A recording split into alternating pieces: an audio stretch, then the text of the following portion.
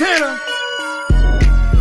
Touchdown, Debo in the slot. This is my end zone. Give me everything you got. Defense, hit him with that Cosa Nostra. Quan Alexander, this dance, Nick both sides. 49er Empire, 49er Empire. This is for the fan base, die hard, set by. Stand up, 4-9 to the heart, J.E. Paul Lord back in Candlestick Park. I want his jersey dirty. Beat the hell out of Lamar Jackson on this. Here's another thing.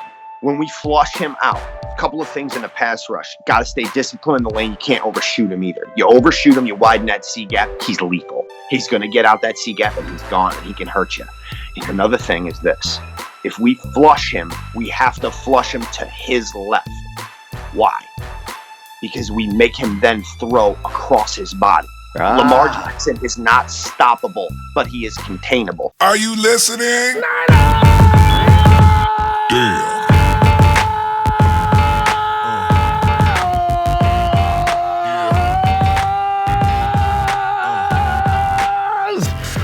Ronbo Sports here, representing the Niner Empire organization worldwide.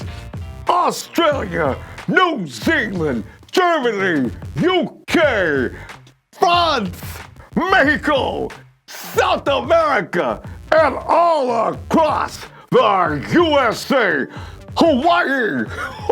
Oh, I want to Ohana. How you doing today? And my Samoan brothers. Oos, how you doing? We in this. Y'all ready? You ready? You ready? We're talking playoffs. Playoffs, fam. What were we talking about this time last year? Hey, we was arguing and carrying on between each other. Man, we do not want to win this game. It would affect the draft. Remember between us, the Raiders and Cardinals, it was all worried about who's going to get the first pick in the draft. Man, and now look at us. I mean, everybody had their picks of who they was worried about getting. Whether it was Josh Allen, Kyler Murray, I mean, it was already rumors were already up about where Kyler was going, but Josh Allen was available. Nick Bosa was available. Quentin Williams. Everybody's arguing. Everybody had their favorite. Several others were involved as well. We ended up with Nick, Mrs. Bosa's baby boy. And you know what? Everybody's admitted to it already anyway. We got the best pick of the draft. And you know what? Maybe Kyler Murray and Nick may be, because Kyler Murray, the dividends on him will be coming in starting next year. Because Kyler Murray, I got all kind of respect for that dude. He's going to be good. He's already good. But fam, playoffs. And we can clinch a spot this week, provided, of course, that we get a little help. But this is the last week we're going to need any help. But if we want to do it this week, a win over the Baltimore Ravens and a Los Angeles Rams loss or a tie against the Ravens and a loss by the Rams, it's done. We'd be 11-1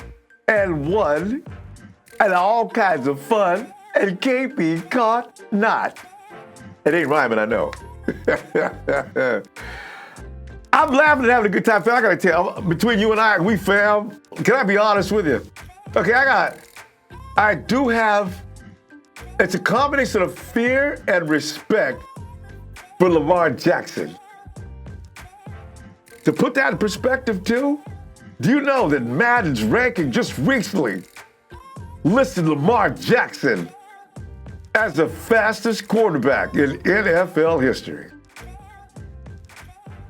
That's quite a bit, isn't it? Here's something else too, fam. He does things. I'm sure Robert Saleh has been spending hours and hours figuring out how to get his guys because he's very good at what he does. In fact, he's so good at what he does that I'm concerned about him getting picked off by another team next year because he's going to be doing interviews. Fam, we're going to see Robert Saleh doing interviews this offseason. Somebody's going to give him too much money? Oh, okay, let's worry about that later. Right now, we got the Ravens to be concerned with. And fam, I don't see the 49ers, and I've searched too, because I just needed that satisfaction. I just wanted to go to some website that said the 49ers could win it. There are those that are saying the 49ers could win it. They've got the best defense in the league. The Patriots had the best defense in the league as well. watch that game again. I just watched a little bit more. Listen, the Patriots, they don't have an offense, fam. We do. All right? This is the biggest difference. And I got to tell you, too, one of the other reasons why I don't go overboard with thinking we could possibly lose this game is the fact of the matter is good defense has been known and is famous for stopping great offense, right? They got a great offense, got a great defense. And another thing, I do not see any team just beating up the 49ers. I just can't imagine that. Not with the defense we got. And it's in combination with the offense what we got. I cannot see them doing that. I mean, with the only game we lost this year, we shouldn't have. I don't want to dwell on that, beat that dead horse. I'm sick of Hawks fans running around saying, yeah, we beat the undefeated. You did not. We allowed that to happen. And don't forget it, Hawks fans. We missed the field goal. We had the first shot at it, and we missed. It was field goal versus a field goal kicker. Your field goal kicker beat ours, okay? That's the only thing that happened there. Okay, you know what? Before I get mad, let me sit back and take a sip.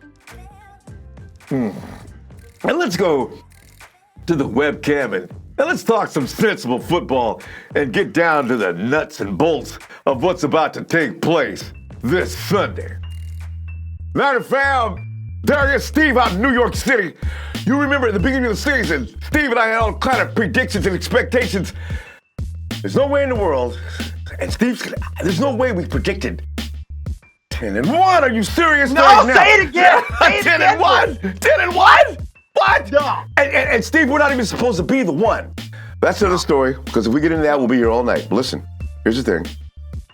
Now, after all this time, we're rolling along. We're 10-1, right? Who's getting a lot of flack? He's getting flack from the media. Fans are even giving him a hard time.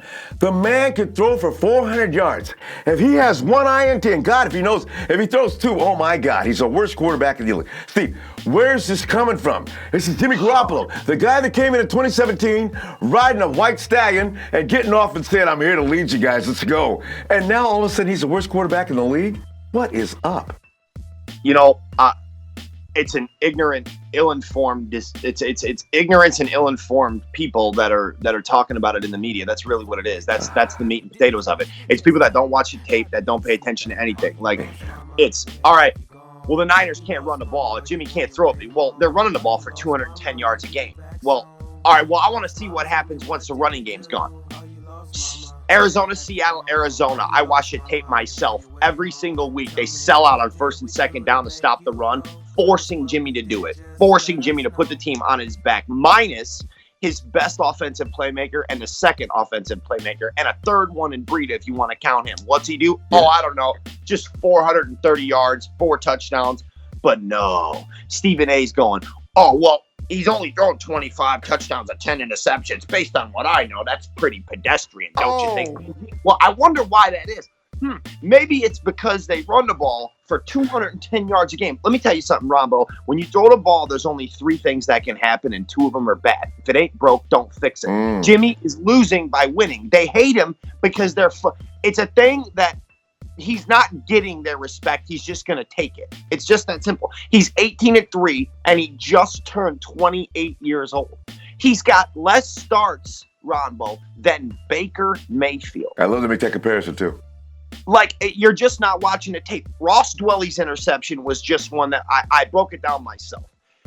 Ross Dwelly was lined up in a bunch set next to Kendrick Bourne. They motioned him across the formation. It revealed man coverage. They sent a fire zone blitz, sent it a 5 against 6. Drop 6, break 5. It's a pressure.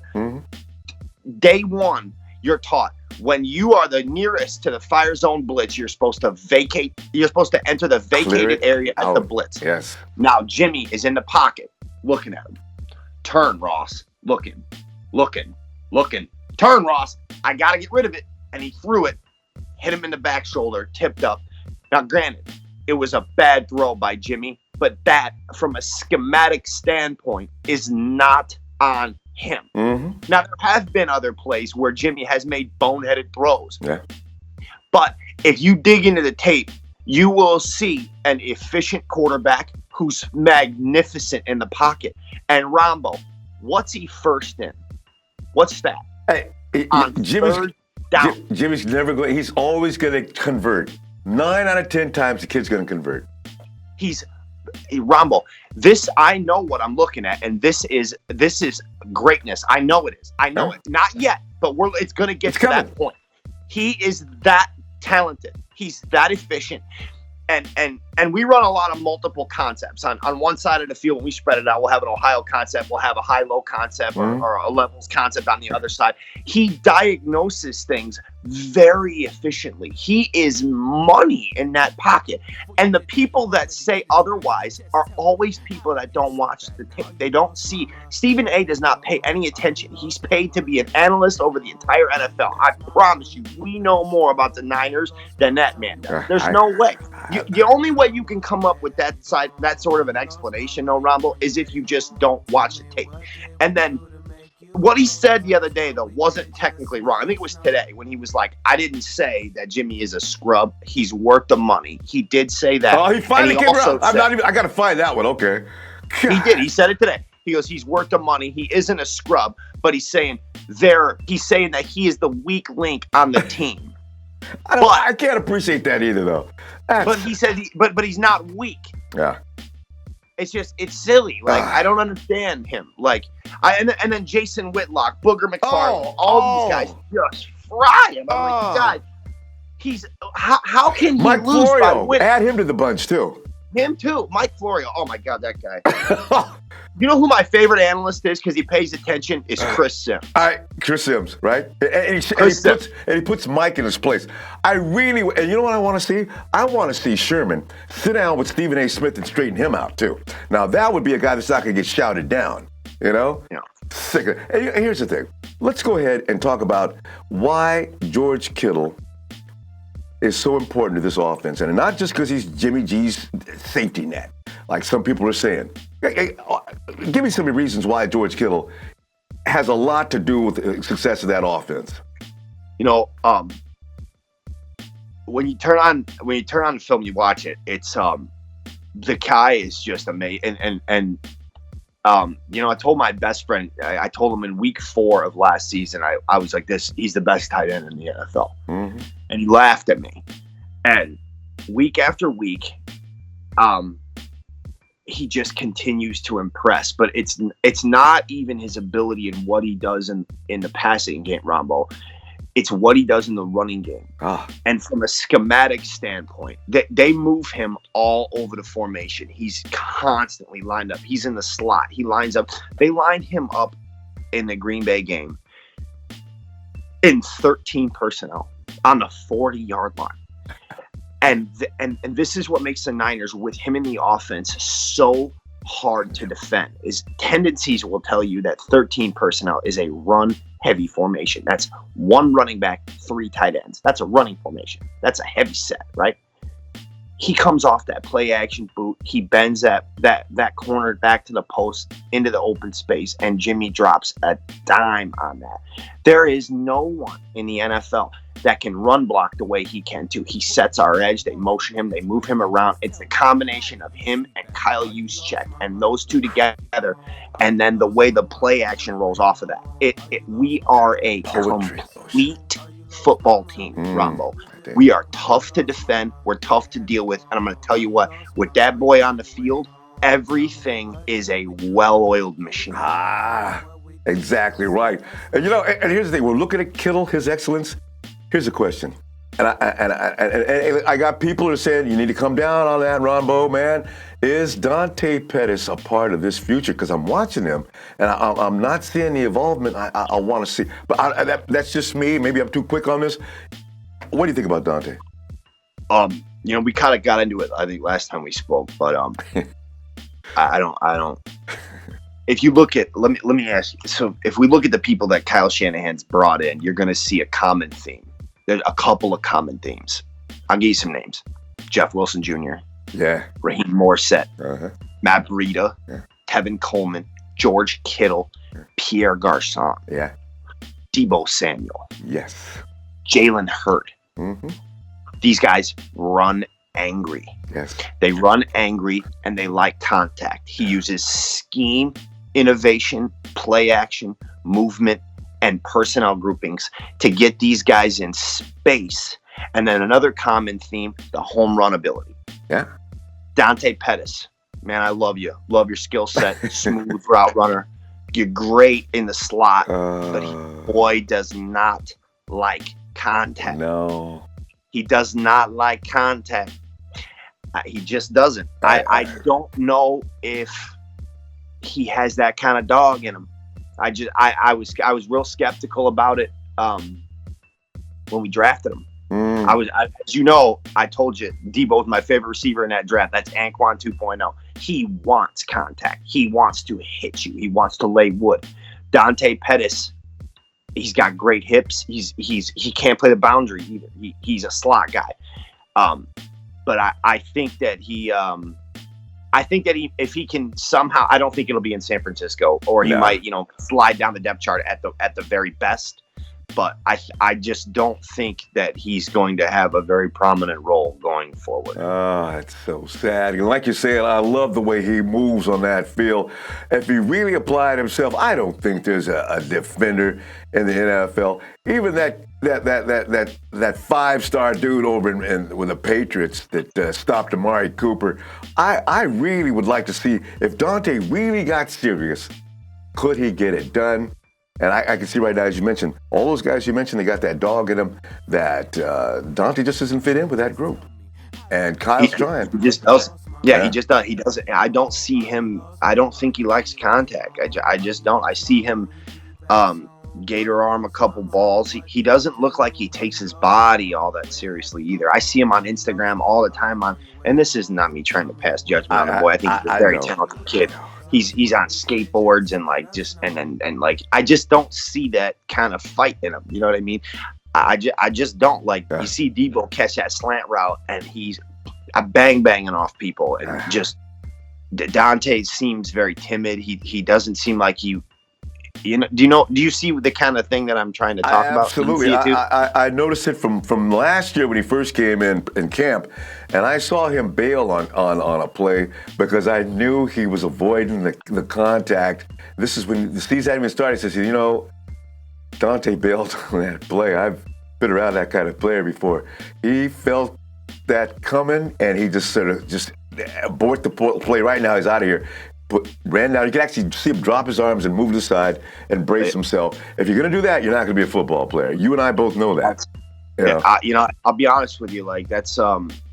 That's not an easy thing to do, and that's no hate on the boy. I mean, the National Football League is. I mean, there's some killers in there that they're trying to hurt you, but you have to have. You got to be a little neurotic. You got to be a tough boy. You're going to go across the middle against the greatest athletes in the world. Yeah.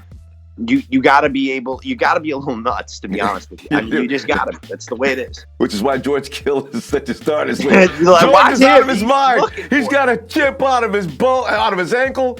His knee had some kind of a condition I've never heard of, a popped, whatever that was, in the back of his. I said, Jesus Christ, and George, and they had to make him stop. See, that's the kind of Frank Gore's like that. You got to hide his helmet. He wants contact.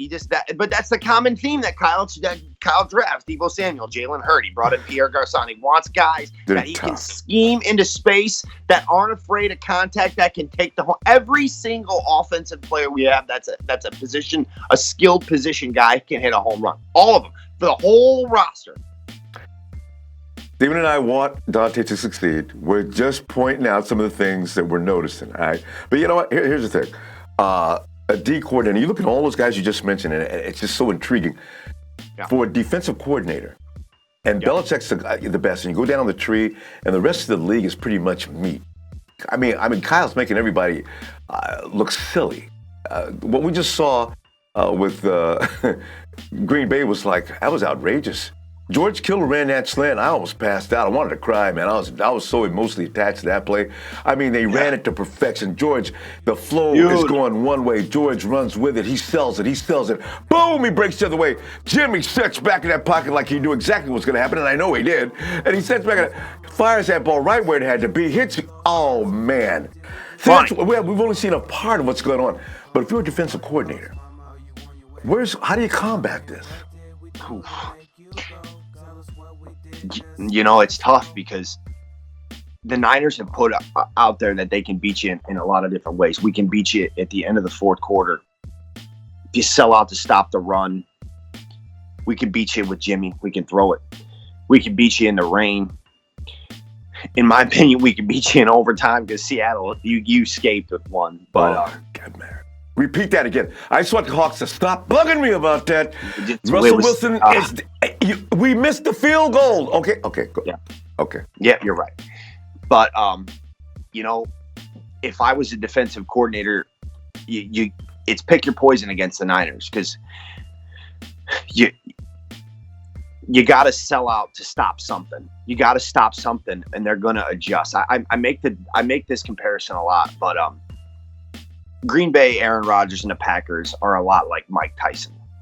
You know what's coming. They're not going to change it. They're not going to mess around. You know what I'm saying? Right. You know what you're up against. If you could keep Aaron Rodgers, Mike Tyson at bay, get him tired, you can beat him. But he's not going to change what he wants to do schematically. He's going to do what you expect him to do.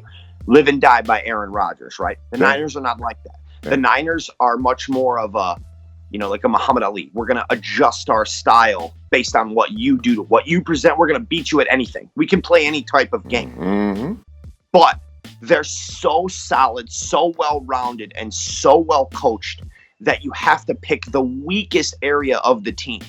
And the weakest area of the team isn't weak, and it's Jimmy. That's just what it is. He is the weakest area of a team. The team is so good that the guy who's number one in the NFL, Ronbo, on third down, really is the only. He's thrown a couple boneheaded throws. That's the only spot you could possibly attack. If it were me, I would do what Arizona and Seattle did. Mm-hmm. I'd sell out and try to make and take him down.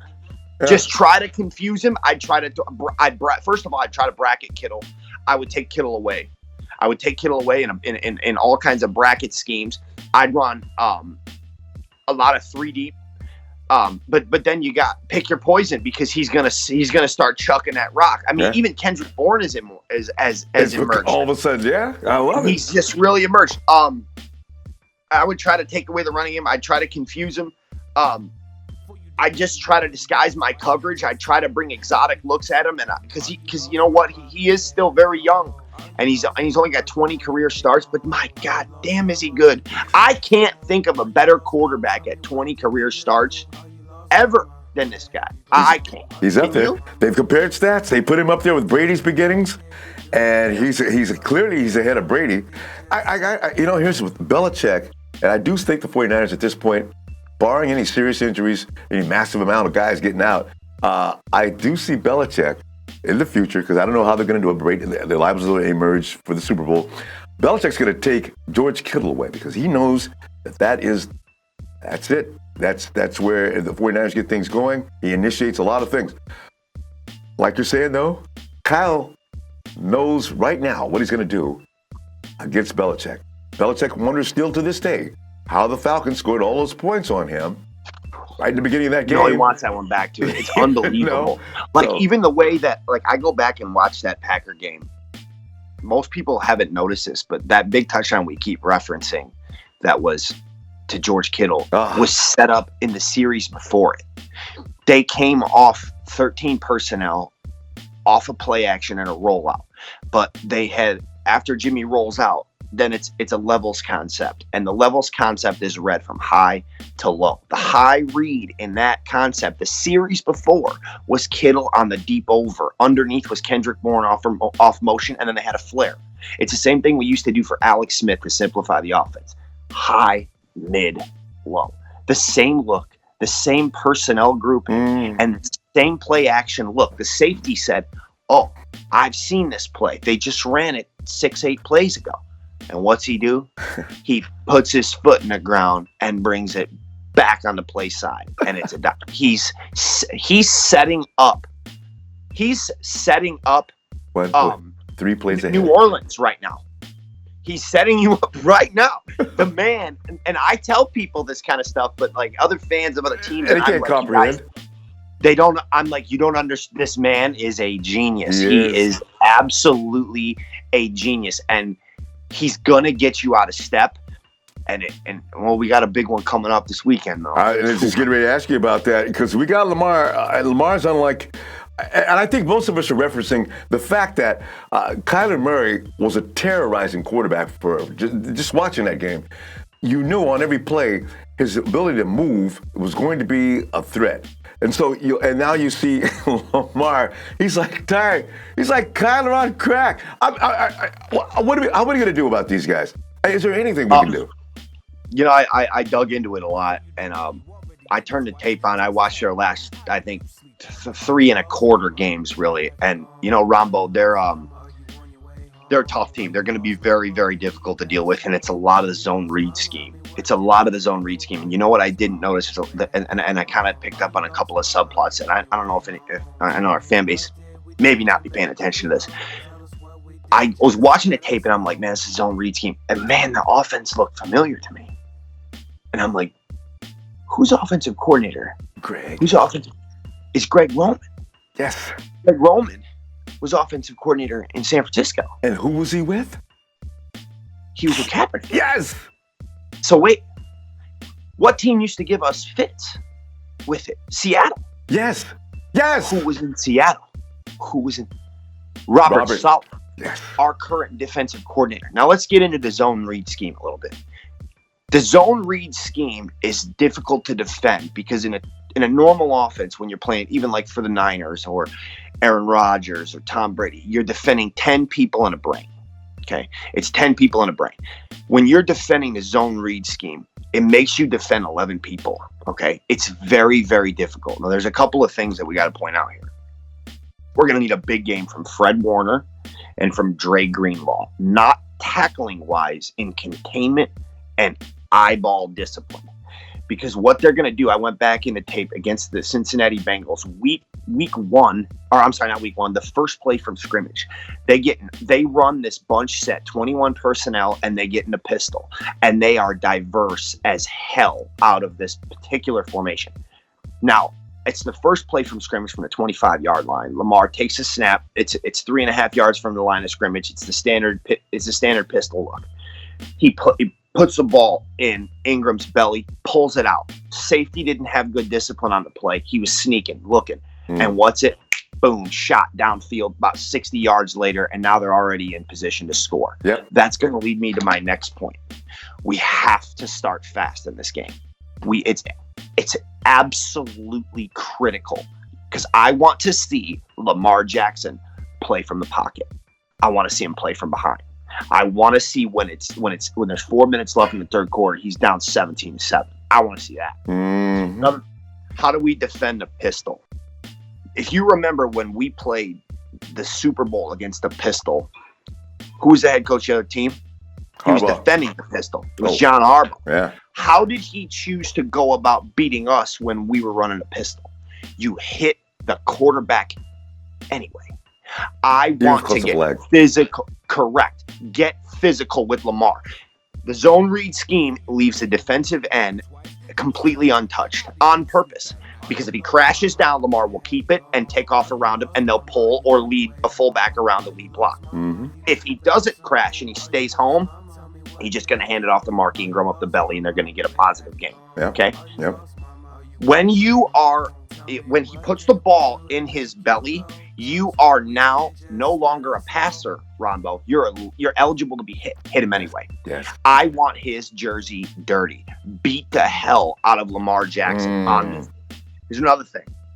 When we flush him out, a couple of things in the pass rush. Got to stay disciplined in the lane. You can't overshoot him either. You overshoot him, you widen that C gap, he's lethal. He's going to get out that C gap and he's gone and he can hurt you.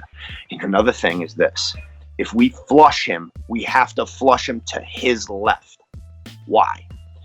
Because we make him then throw across his body. Lamar Jackson is not stoppable, but he is containable. You got to make it as hard as possible on him. You can't give him freebies. You know what I'm saying? Another thing is this, and to me, this might be the number one thing, and it might be what predicates our offense and defense. The biggest thing is first down efficiency. We cannot let him get into 2nd and 6, 3rd and 4, things like that, where that play action is still available to him. We have to get him into 2nd and 8, 3rd and 9, 3rd and 8. Situations like this where we don't care about your running game anymore. You're going to have to beat us with that arm. Another thing, it's supposed to be raining. Weather's bad. God, I forgot about that. Yep. But that to me, you got to keep him contained, flush him to his left. Philosophically speaking, we're not going to really change what we do anyway. It's going to be the same. All gas, no brakes. We play aggressive. We're not going to change what we do. You can't play a lot of man either. You can't play man against them because they're going to just get in 2-jet all go, and they're going to get you. They do it on purpose. It's not to throw the ball. They want corners in a trail technique so their back's turned so he can take off. Yeah.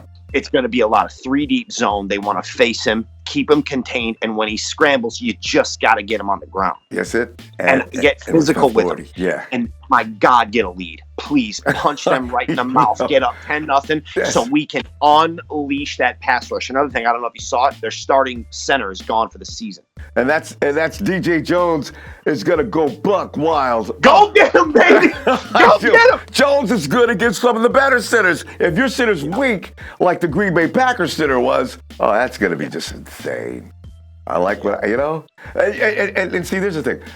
Steven's saying echoing my same feeling. Lamar it's a different beast. It is going to be difficult. We're not going to be able to, I still don't know how Baker Mayfield and the guys did what they did to that team. Played with a lead. They had a lead. It was 23-10 in the third quarter. I went and looked at the tape. It was 23-10 in the third quarter. You got to make him throw it. We got to make him one-dimensional. If we can get him into a situation where he's one-dimensional, it does things for us. You're playing into our hand because now you're playing into our strengths. Yeah. Now, go ask Aaron Rodgers what happens when we know you got to throw. He doesn't want to talk about it anymore. You don't want to talk about that. You know why? Because your average, he had like a negative half yard for his average. They are going to unleash hell on you. If we get a lead and we know you have to throw it, it's suffocating. Dead meat. When that running game gets going, we just have to play disciplined. We have to stay in our lane. We have to take advantage of the opportunities that will come to us. Maybe it's a fumble, a kick return, a block punt, something. Yeah. It's going to come down to a turnover. If we play sound, we play fundamental, and we establish our own will, get a lead, beat them on first down, they don't have a chance. Yeah, that's it. Because like you said, Lamar's got to throw the ball, and now dead man walking. Unleash the dogs, baby. We're going to have D Ford back. D Ford, Robbie Gould, Joe Staley, I think, is coming back.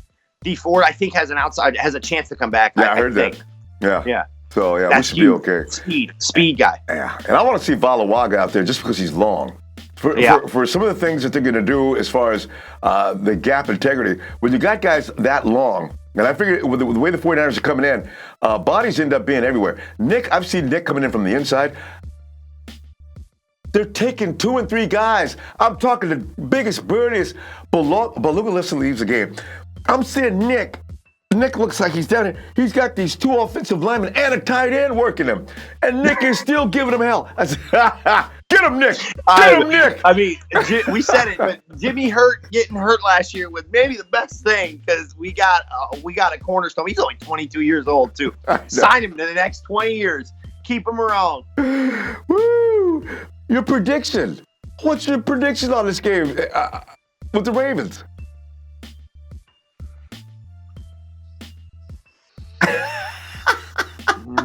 The rain, I'm gonna go 24-23 Niners win. Steve. In a thriller and a Robbie Gould field goal to seal. God, I'm gonna have to go. I'm gonna check into a hospital, right? Maybe I should watch the game from the hospital. I know, I can't. The goddamn Seattle game, Ronbo, was enough to kill me. I still haven't recovered from the Seattle game. Killed me. Okay. You know what, though? We went through some nail biters. Unfortunately, it actually did involve guys that like to sprint out of that pocket. But I guess you're right. That's what we can expect. I mean, the thing is they're at home. They got a lot of belief, and belief goes a long way. They just another thing, coming off a short week, Ronbo, a West Coast short week game. Yeah. That could be something that helps us, Yeah. I mean, it's something. Do you remember when you asked me about the pass rush? I think it was after week 1, or I think it was after week 2. Yeah. you asked me about the pass rush, and I went, it's already here. Was I right? That's why I used that in the promo. That was scary, Steve. I loved it. It's already here. Yo, they're horrifying. I saw enough. I seen enough. Yep. Bam. Hey, let's go ahead and close shop. I'm gonna give you the 3, 2, 1, and give me that holler. 3, I got you. 2, 1. 10-1. Niners! Let's go! I think he's feeling good about this team. I like it. Yeah. Thanks, Steve. Always love hanging out with you talking football. Boy knows his stuff. You know I'll be getting back to you as soon as possible. All right, fam. It's that time again. Score prediction time. Ronbo! Damn, Steve. What you about to do? I'm about to do the prediction scores like I always do. What? You need to take a week off. What? Even I ain't touching this game. What? Why? Rumble, the Niners, other than the Rams game, Yeah? haven't been this big an underdog all season. What? But you go ahead on. Yeah, I'm gone. Are you ready for this? MC's not touching this game? Don't pay him no mind. Okay, you know what, fam? Listen, MC's made a lot of money, and I gotta tell you, he has changed since week 1. The dude has become a little bit greedy. MC does not want to lose any money, so I can't believe MC! Oh, I can't believe he's serious. Don't take him serious, fam. Bet with your heart. If you're gonna make a bet this week, go ahead, man. You know, I am. Fam, they lost their center Matt School last Sunday. The guy they caught in there did a fair job, but the Rams ain't nobody. MC can't use it for no example. Everybody's gonna beat the Rams. The Rams quit anyway, right? And like I told you before, I do not see anybody beating up on the 49ers defense. And with that center being gone, DJ Jones is gonna be terrible. I mean, I'm talking terrorizing, okay? So, with that said, I got fam. Kyle Shanahan's the Ravens defense is not so good that they can stop Shanahan. I don't want to get into a shootout with these guys, but if it comes down to it, I can see that we got some nasty weather conditions coming up. I don't know how that's going to affect the game, but if I had to say between the two, who's got the advantage, I don't see Lamar getting loose in no wet, muddy conditions. I think we can deal with it. We've had our experience with mud and nastiness. I can't imagine it being as bad as it was against the Skids. Fam, we win this game 24-20. And that's going to be anybody that bets the high, be it over 46 points or 50 points, should I say? I mean, 50, do the math of that. It ain't going to be no high scoring game if that weather's wet. 24-20, and I ain't changing it. Let's go get them. I'm gonna come and get your score in just a little while, you know this. Meantime, fam, I'm gonna get on out of here. Please hit like, subscribe, share, pass the word of where we like to meet all the time. And I'll see you all over social media as well. Ooh, man, you can tell I'm a little worried, huh? Oh, start the music. Niners!